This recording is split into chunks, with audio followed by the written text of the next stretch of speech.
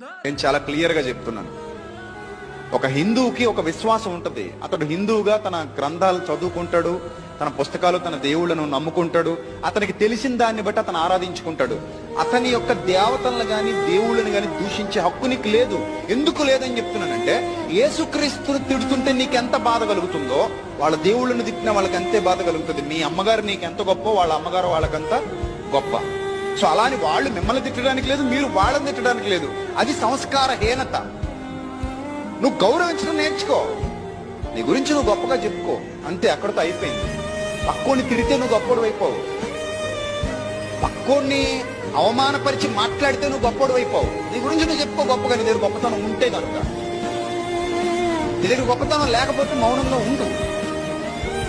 ఏదైనా విషయం వస్తే ఆ విషయాన్ని, సందర్భాన్ని బట్టి మాట్లాడడం వేరు. నేను కూడా డిబేట్ లో మాట్లాడాను, కానీ నేను కించపరచలా, అవమానపరచలా.